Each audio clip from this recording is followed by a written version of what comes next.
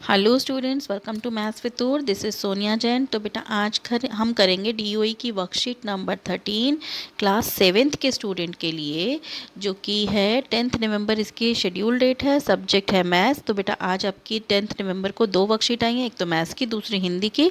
हिंदी की वर्कशीट मैंने अपलोड कर दी है। तो चलिए मैथ्स की स्टार्ट करते हैं। टॉपिक है कंपेयरिंग क्वांटिटीज़। तो यहाँ पर है ratio to percents. When parts are given in the form of ratio and we convert them to percentage as.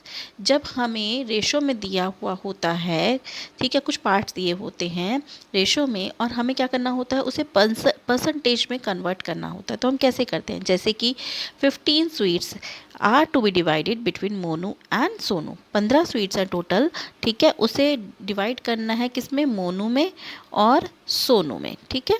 Total sweets कितनी है 15, और मोनू और सोनू में बांटनी है। तो उन्होंने कहा है मोनू 3 स्वीट्स। मोनू को कितनी स्वीट्स मिलती है 3, और सोनू को मिलती है 12 स्वीट्स। सोनू को मिलती है 12 स्वीट। तो बताइए what percentage did each get. तो दोनों को कितनी कितनी परसेंटेज मिली। तो देखो बेटा टोटल कितनी है 15, मोनू को मिली 3 और सोनू को मिली 12। तो दोनों को अगर हम प्लस करें तो 3 + 12 15 हो गया, ठीक है। अब हमें निकालनी है इन दोनों की सेपरेट सेपरेट परसेंटेज, मोनू और सोनू की, ठीक है, क्योंकि एक तरीके से ये रेशो ही होगी मोनू और सोनू की। अब इन्हें परसेंटेज में कैसे कन्वर्ट करते हैं, तो देखो मोनू को मिली थी 3 स्वीट्स, तो 3 ऊपर लिखा अपॉन टोटल कितना है 15। तो 3/15, यहाँ पे 5 नहीं आएगा, यहाँ पे आएगा 15। 3/15 इंटू 100%, ठीक है बेटा। अब इसे कैंसिल करते हैं, 3 1 ज़ा 3, 3 5 ज़ा 15, 5 आया, 5 2 ज़ा 10, 20। तो यानी कि कितना परसेंटेज आया 20%, ओके। अगला है अब सोनू की परसेंटेज। सोनू को कितनी मिली है 12 स्वीट्स, और 12 और टोटल कितनी है 15 इंटू 100%। अब इसको भी सॉल्व करते हैं, 3 4 ज़ा 12, 3 5 ज़ा 15, अगेन 5 1 ज़ा 5, 5 2 ज़ा 10, 20, 24 ज़ा 80। तो ये हो गया 80%, ठीक है। तो ये हमारा आंसर आ गया 80%। आगे है इंक्रीज और डिक्रीज परसेंट। अब इंक्रीज मतलब बढ़ना, डिक्रीज मतलब घटना, ठीक है। एज परसेंट, परसेंटेज का घटना या बढ़ना। लेट्स नो द इंक्रीज और decrease in certain quantity as percentage of the initial amount, ठीक है। Example, the number of illiterate person in a country decrease from 150 lakh to 100 lakh in 10 year. एक country है जिसमें इलिटरेट मतलब अनपढ़ लोग रहते हैं, ठीक है। अनपढ़ लोग जो हैं 150 लाख से 100 लाख हो गए 10 सालों में। मतलब 10 सालों के अंदर जो अनपढ़ लोग हैं वो पहले मतलब 150 लाख थे, लेकिन वो घटकर कितने लग गए हैं 100 लाख रह गए हैं 10 ईयर्स में। What is the percentage of decrease. तो उनकी कितनी परसेंटेज घट गई है। अब देखो परसेंटेज घट गई है तो पहले हमें उसका डिक्रीजिंग अमाउंट भी पता होना चाहिए कि कितने घट गए हैं, ठीक है, कितने कम हो गए हैं। तो उसके लिए हम क्या करेंगे, कितने माइनस हो कितने घट गए हैं, तो हम इसके लिए क्या करेंगे, सब्ट्रैक्ट करेंगे 150 में से 100 को, ठीक है। तो original amount, the number of illiterate person initially कितना है 150 लाख। ओरिजिनल अमाउंट यानी कि स्टार्टिंग में कितना था number of illiterate person initially 150 lakh. अब घटकर कितने रह गए 100। तो अमाउंट ऑफ चेंज यानी कि अमाउंट ऑफ चेंज कितने रह गए, चेंज कितने हुए, decrease in the number of literate person. तो कितने परसेंट कितने डिक्रीज हुए, तो हम क्या करेंगे 150 में से 100 माइनस करेंगे विच इक्वल्स टू 50 लैक्स। तो उसमें से माइनस करने पर हमारे पास आ गया 50 लैक्स। तो percentage of decrease, percentage of decrease क्या होता है, amount of change upon original amount. जो अमाउंट चेंज हुआ है upon original amount. Amount change कितना हुआ है हमारा 50 लाख, और ओरिजिनल अमाउंट कितना था 150 लाख, ठीक है। तो 50/150 इंटू 100, ठीक है, ये आया परसेंट इंटू 100%। फिर इसको सॉल्व किया, 51 जा 50, 53 जा 150, ठीक है। फिर 3 से डिवाइड करेंगे 100 को, ये ऐसे डिवाइड किया 100 को 3 से, 3 3 जा 9, सॉरी 9, 10 में से 9 गया 1, ऊपर से फिर 3 3 जा 9, अगेन ये 1 बचा, ठीक है। तो 33 आंसर आया, 1 रिमाइंडर बचा, और 3 हमारा क्वेश्चन था। तो इसको हमने इसे ऐसे लिख दिया, ठीक है। जिससे डिवाइड करते हैं वो हमेशा नीचे आता है, रिमाइंडर को हम यहाँ लिख लेते हैं, ठीक है। आगे अगला है बाइंग एंड सेलिंग। अब हम कुछ खरीदते हैं बेचते हैं उसके बारे में पढ़ेंगे। अब देखो यहाँ पे एक वो बना हुआ है, फैक्ट्री, शॉपकीपर, कस्टमर। देखिए माल, कोई भी सामान, गुड्स हम जो खरीदते हैं वो फैक्ट्री में प्रोड्यूस होती है, बनती है, उसके बाद शॉपकीपर के पास जाती है, फिर कस्टमर के पास। शॉपकीपर फैक्ट्री से खरीदता है सामान, तो ये जो होता है खरीदने को कहते हैं कॉस्ट प्राइस। और फिर हम उसे फिर वो शॉपकीपर क्या करता है, कस्टमर को बेचता है, वो क्या होती है, सेलिंग प्राइस। ठीक है, सेलिंग प्राइस मतलब बेचना, कॉस्ट प्राइस मतलब खरीदना। आगे पढ़ते हैं। The buying price by shopkeeper is known as the cost price. ठीक है, वो शॉपकीपर जो भी खरीदता है, ठीक है, खरीदने वाला प्राइस जो होता है, जिस प्राइस पे वो खरीदता है उसे कहते हैं cost price. The price at which shopkeeper sell is known as selling price. वो प्राइस जिस पे शॉपकीपर बेचता है उसे कहते हैं selling price. Write profit and loss for the following statement. अब यहाँ पे प्रॉफिट एंड लॉस करना है, इससे पहले हम ये देख लेते हैं।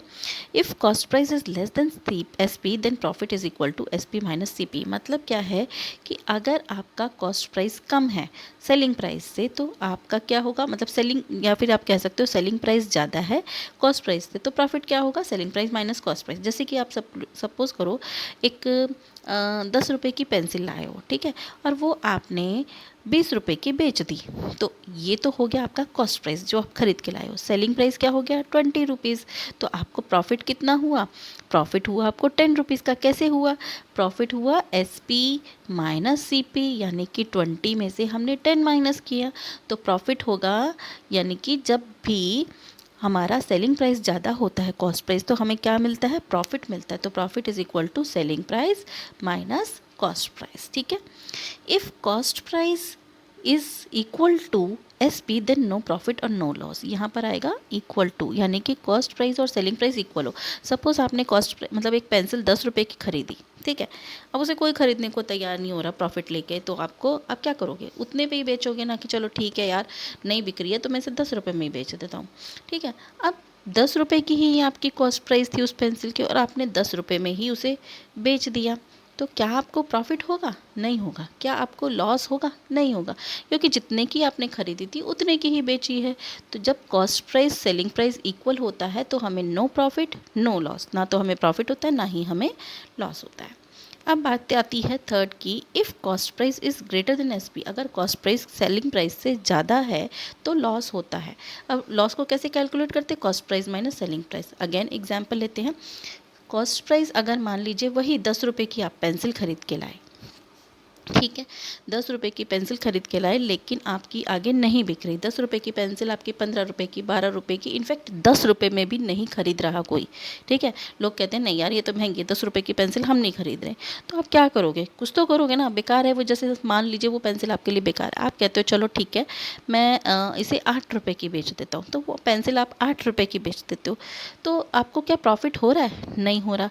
क्या आप बराबर में छूटे हो, नहीं छूटे, क्योंकि आप तो 10 रुपये की लाए थे, आपने तो उसे 8 रुपये की बेचा। तो आपको क्या हो रहा है, आपको नुकसान हो रहा है 2 रुपये का।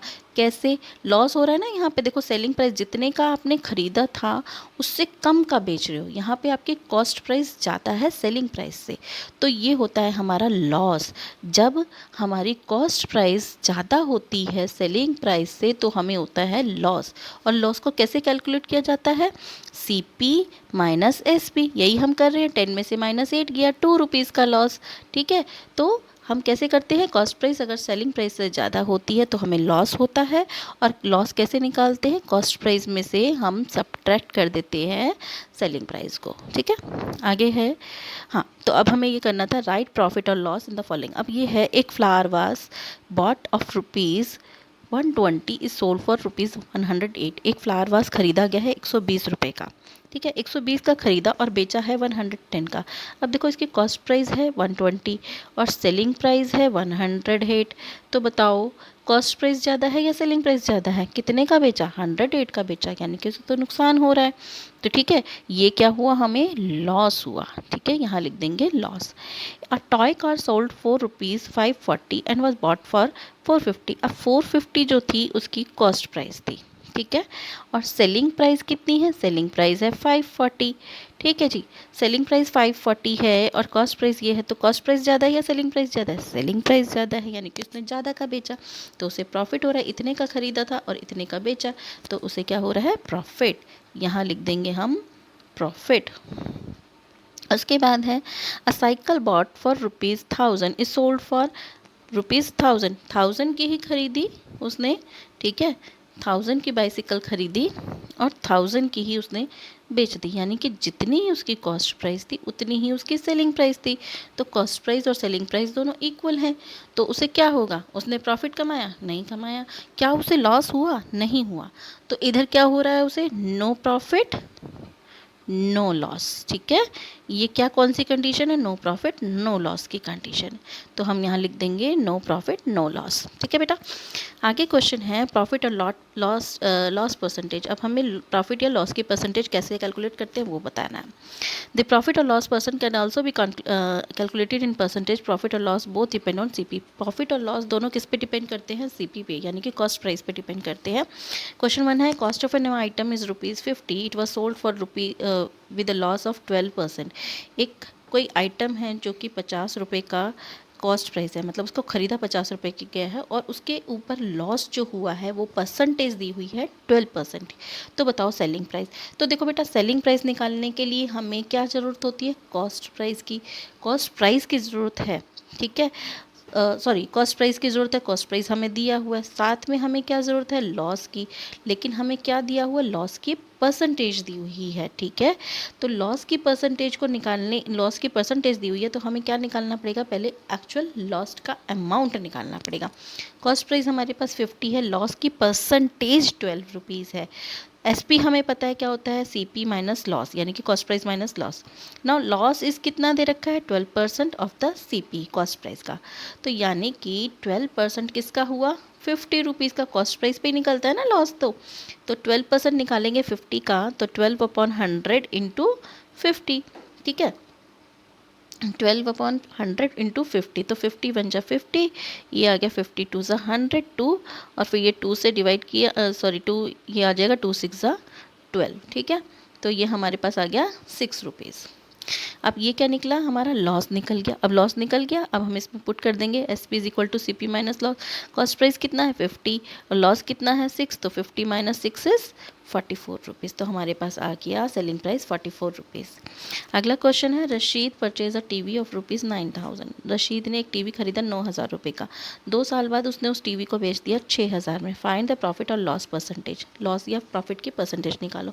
तो सबसे पहले तो देखो कॉस्ट प्राइस थी 9,000, सेलिंग प्राइस है 6,000, तो उसे लॉस हो रहा है या प्रॉफिट हो रहा है, लॉस हो रहा है, क्योंकि उसने 9,000 का खरीदा और बेचा उसने 6,000 में, तो लॉस हुआ।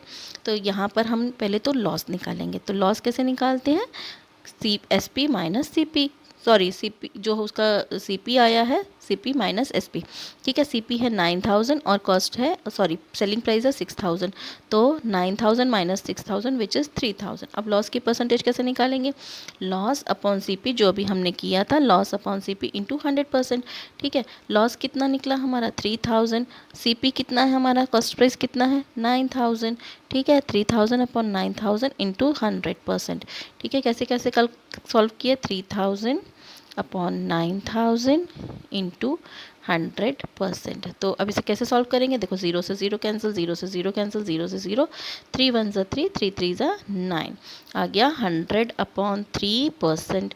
अब इसको डिवाइड करेंगे तो आ जाएगा 33:1/3%, ओके।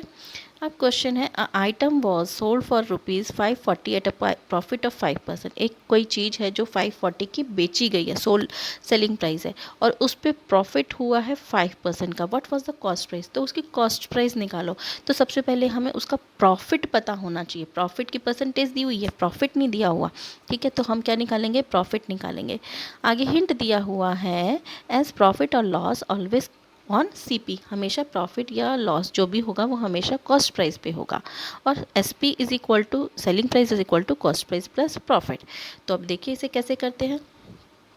तो देखो बेटा, सेलिंग प्राइस दी हुई हमें 540, ठीक है, सेलिंग प्राइस लिख दिया। प्रॉफिट कितना दिया हुआ है हमें 5%। अब हमने, क्योंकि हमें पता है कि प्रॉफिट या लॉस हमेशा सीपी पे यानी कि कॉस्ट प्राइस पे करते हैं, तो वो तो हमें दी नहीं है कॉस्ट प्राइस। तो हम ऐसी केसेस में जब हमें वो चीज़ नहीं दी होती तो हम क्या करते हैं, हम उसे एज्यूम कर लेते हैं कि let cost price is equal to ₹100, ठीक है। हमने यहाँ एज्यूम कर दी कि माना कि कॉस्ट प्राइस जो है वो 100 रुपीज़ है। अब प्रॉफिट की परसेंटेज कितनी है 5%, तो हम कैसे कैलकुलेट करते हैं फिर, प्रॉफिट इज इक्वल टू 5%, तो 5% का मतलब क्या हो गया 5/100, ठीक है। और कॉस्ट प्राइस पे निकालना है, तो कॉस्ट प्राइस कितनी है 100 है, तो इसे सॉल्व कर लेते हैं अब। तो फिर हमारा 100 से 100 कट के हमारा आंसर आ गया 5, यानी कि प्रॉफिट कितना हुआ, प्रॉफिट हुआ 5 रुपीज़। तो सेलिंग प्राइस क्या होता है, सेलिंग प्राइस होता है हमारा कॉस्ट प्राइस प्लस प्रॉफिट।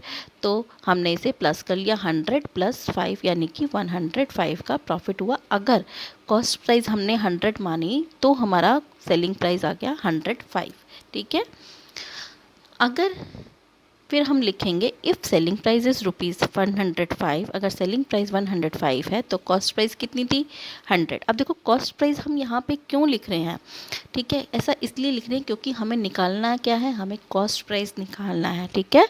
इसलिए हम यहाँ पर इसको लिख रहे हैं कि अगर सेलिंग प्राइस 105 है तो कॉस्ट प्राइस 100 है। अगर सेलिंग प्राइस 1 है, अब देखो 1 के लिए निकालने के लिए जब भी कोई चीज़ ज़्यादा यूनिटरी मेथड हम पहले करते आए हैं कि जब हमें मान लीजिए 10 पेंसिल की कॉस्ट 20 रुपीज़ है तो 30 पेंसिल की कितनी होगी, तो हम क्या करते हैं पहले एक पेंसिल की निकालते, एक की कैसे निकालते, ये जो है 20/10, और फिर उसको अगर 30 की निकालनी है तो हम क्या करते हैं 20/10 इंटू 30 कर लेते हैं, यानी कि ये आ गया 2 3 जा 60 रुपीज़, ठीक है। तो इसी तरीके से पहले एक की निकालेंगे, तो हमारा आ गया सेलिंग प्राइस अगर 1 है तो कॉस्ट प्राइस क्या होगा 100/105। आगे है अगर सेलिंग प्राइस 540 हो तो, क्योंकि हमें एक्चुअली में सेलिंग प्राइस दिया कितना था, वो दिया है 540, ठीक है।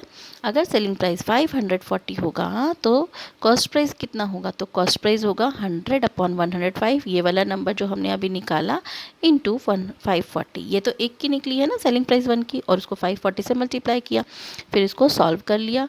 ये हमने 5 से कैंसिल किया, 5 2 10, 5 1 5, 5 2 10, 20 आया, और उसको फिर ये मल्टीप्लाई किया 20 को 540 से, तो आया 10,800। फिर अपॉन 21 जब इसे डिवाइड करेंगे तो हमारे पास आ गया 514.280 तो हमारी कॉस्ट प्राइस निकली ₹514.28, ठीक है। अगला क्वेश्चन है a shopkeeper bought a chair of ₹375 and sold it for ₹400। एक शॉपकीपर ने एक चेयर 375 रुपये की खरीदी और उसे बेच दी 400 में। तो find the gain percent, gain मतलब होता है प्रॉफिट, ठीक है। तो उसकी प्रॉफिट की परसेंटेज निकालो। तो सबसे पहले हम क्या निकालेंगे, हम उसका प्रॉफिट निकालेंगे, ठीक है, और फिर प्रॉफिट की परसेंटेज। तो प्रॉफिट कैसे निकालते हैं, selling price minus cost price, क्योंकि हमारी सेलिंग प्राइस ज़्यादा है तो हम इसकी प्रॉफिट की परसेंटेज निकालते हैं। तो ठीक है बेटा, यहाँ पे हमें कॉस्ट प्राइस दी हुई है, सेलिंग प्राइस दी हुई है, प्रॉफिट क्या होता है selling price minus cost price, तो हमारी निकल गई 400 माइनस 375 विच इज़ 25 रुपीज़। अब निकालेंगे प्रॉफिट की परसेंटेज, यानी कि गेन की परसेंटेज। तो प्रॉफिट या प्रॉफिट को गेन भी कहते हैं। प्रॉफिट की परसेंटेज कैसे निकालते हैं, प्रॉफिट अपॉन CP इंटू 100, ठीक है। तो प्रॉफिट कितना आया 25, कॉस्ट प्राइस कितना था 375 इंटू 100, तो हमने इसे सॉल्व कर लिया। तो ये करा बेटा हमने इसको आगे सॉल्व, तो एक सेकेंड, हाँ ये आया 25/375 इंटू 100, तो 5 5 ज़ा 25 और ये 5 7 ज़ा 35, 5 5 ज़ा 25। फिर उसके बाद ये 25 से कैंसिल किया, 25 3 ज़ा 75, 25 4 ज़ा 100। अब आ गया 5 4 ज़ा 20 और अपॉन 3, ठीक है। 20/3 से हमने डिवाइड किया, तो अब देखो डिवाइड करेंगे तो 3 6 ज़ा 18, यहाँ नीचे 2 रिमाइंडर बचा, ठीक है। अब 2 रिमाइंडर बचा तो हम इसको कैसे लिखते हैं, 6 आंसर आया, ठीक है, और 2 हमारा रिमाइंडर बचा, और ये 3 से तो हम डिवाइड कर ही रहे थे, तो 6:2/3%, ठीक है। तो ये हमारा आंसर हुआ 6:2/3%। प्रॉफिट की परसेंटेज आई 6:2/3%, ठीक है बेटा। तो यहाँ पे बेटा हमारी ये वर्कशीट कंप्लीट होती है। अगर आपको मेरे वीडियोस अच्छे लगते हैं तो उन्हें लाइक कीजिए, मेरे चैनल को सब्सक्राइब कीजिए, और सब्सक्राइब के बाद बेल नोटिफिकेशन को जरूर बेल आइकन को जरूर प्रेस कर देना, सो दैट कि मैं जब भी नेक्स्ट वीडियो अपलोड करूँ तो आपको उसका नोटिफिकेशन मिल जाए। So stay tune for more videos, till then bye bye.